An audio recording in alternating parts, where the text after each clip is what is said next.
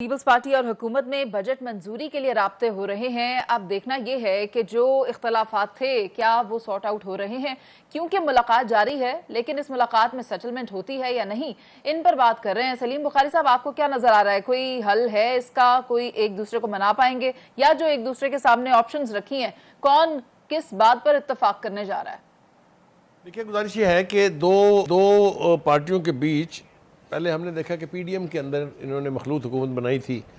उस वक्त भी इख्तलाफात थे, इसलिए कि जब वो ख़त्म हुई 16 माह के बाद गालबन, तो आपने देखा कि बिलावल भुट्टो जरदारी साहब ने कितने संगीन इल्ज़ामात लगाए थे और डिसोन किया था उन तमाम फ़ैसलों को जिनके ऊपर पब्लिक की तरफ से रिएक्शन आया था।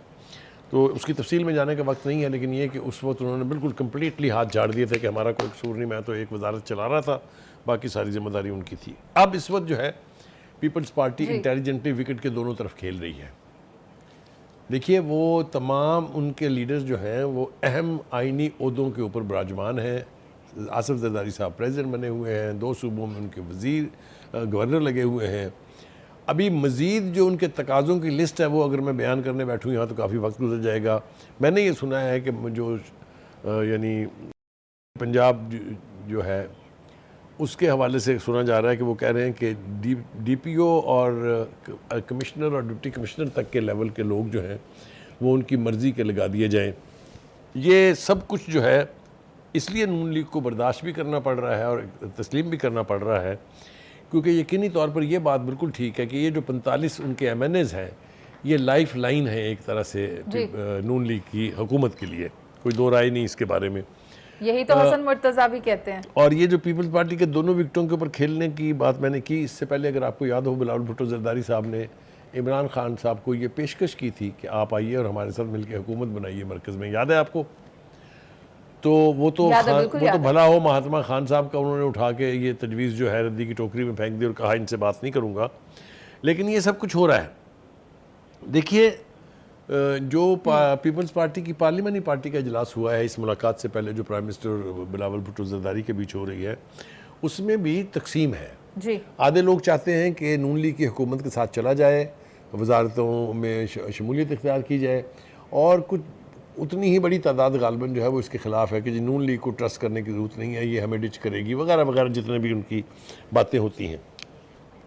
आज की जो मुलाकात है ये बहुत सिग्निफिकेंट है, इसलिए कि एक तो ये कि मुझे ये तवक्को है, मुझे लगता है ऐसा कि इस मुलाकात में बिलावल भुट्टो जरदारी साहब जो हैं उन तमाम शिकवों का जिक्र करेंगे जो पीडीएम की हुकूमत के दौरान उनको रहे हैं।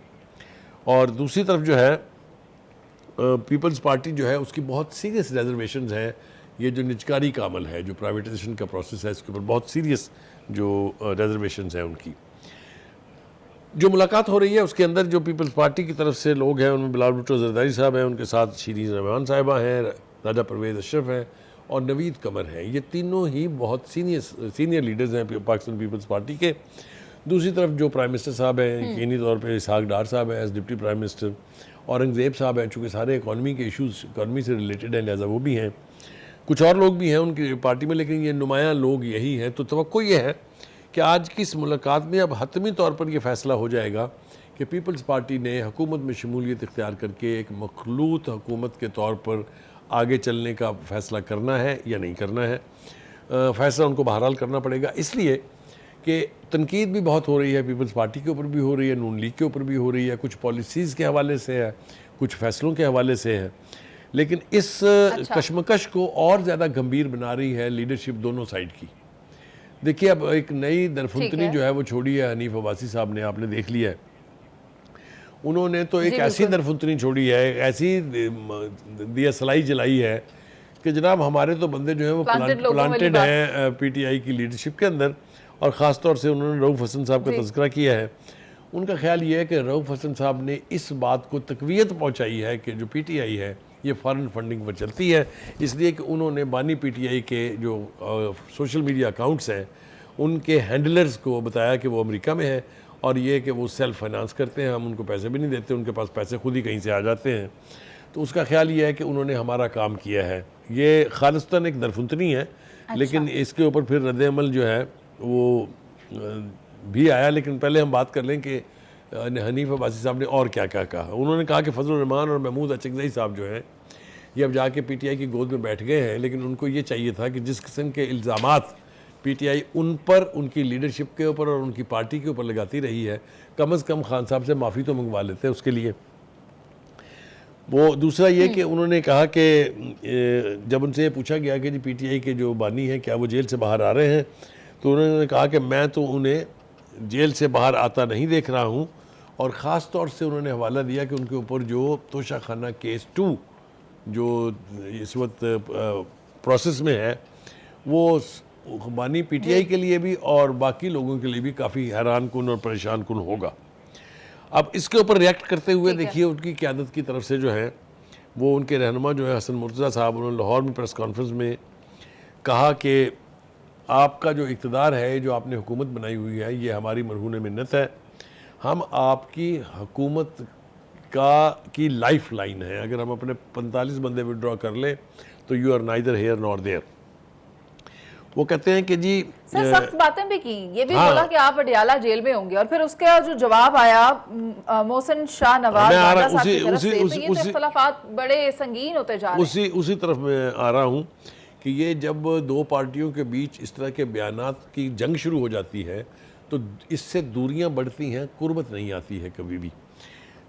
जो अपने हसन मुर्तज़ा साहब हैं, उन्होंने ये भी कहा कि अगर हम आपसे अलहदा हो जाएं या आपको डिसोन कर दें तो आपकी क़यादत जो है वो जेल में जाएगी, सारी की सारी अडियाला जेल में जाएगी। उस पर जो है वो अपने, और उन्होंने ये मुतालबा भी किया कि हनीफ अब्बासी जैसे लोगों की गुफ्तगू है जो है उसकी हौसला शिकनी करनी चाहिए पार्टी लीडरशिप को।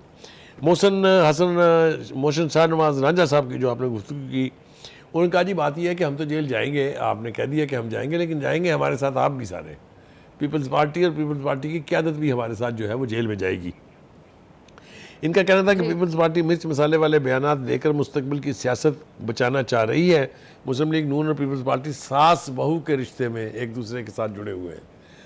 अब जब बयानात इस नौइयत के आने शुरू हो जाते हैं तो फिर मुश्किलात जो हैं वो बढ़ती हैं। ताहम असल बात यह है जो मैं समझता हूँ कि करनी चाहिए, वो ये है कि आसिफ अली जरदारी साहब बहैसियत को चेयरपर्सन और बहैसियत president of Pakistan Noon league के साथ मुफाहमत के सबसे बड़े दाई हैं। उनका ख्याल ये है कि जितनी आसान इक्वेशन या मखलूत हुकूमत नून लीग के साथ बन सकती है और किसी के साथ नहीं हो सकती। लेकिन जो बिलावल भुट्टो जरदारी साहब हैं, उनका आज पहली दफ़ा मैं नहीं कह रहा हूँ, आप देख लीजिए जब वो पीडीएम में थे, जब वो पीडीएम ख़त्म हो गई, फिर उसके बाद जब वो मखलूक हुकूमत का हिस्सा रहे, और अब भी जब से इलेक्शन हुए हैं, उनकी ज़बान में तलखी है, उनके लहजे में तलखी है, और वो नून लीग के साथ बयानात जारी करते हुए किसी किस्म की कोई रियायत जो है वो नहीं करते। क्या इस किस्म के बयानबाजी के माहौल में कोई ऐसी तवक्को की जा सकती है कि दोनों बड़ी पार्टियां जो है इस वक्त पार्लियामेंट के अंदर वो आपस में मिलकर एक मखलूत हुकूमत बना के पाकिस्तान के जो चैलेंजेस हैं, जिनमें इकॉनमी का बहुत बड़ा चैलेंज है, जिसमें पॉलिटिकल स्टेबिलिटी का बहुत बड़ा चैलेंज है, जिसमें आपके जो डोनर कंट्रीज़ हैं, जो आपके दोस्त हैं, जो आपकी हर मुश्किल वक्त में मदद करते थे और जिन्होंने हाथ खींचा हुआ है, क्या आप उनको अपनी हुकूमत के बलबूते पर, उसकी स्टेबिलिटी के बलबूते पर दोबारा रीएक्टिवेट कर सकते हैं कि वो आपके साथ शामिल हो जाए?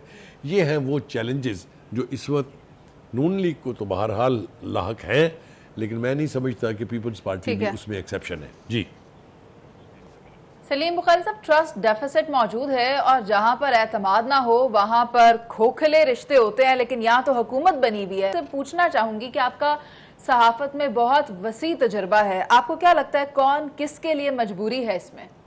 देखिए, गुजारिश ये है कि जब भी आप मखलूत हुकूमत की बात करते हैं तो उसके अंदर जो भी शामिल होता है उसकी अपनी कुछ मजबूरियाँ होती हैं और कुछ उसके अपने तकाजे होते हैं।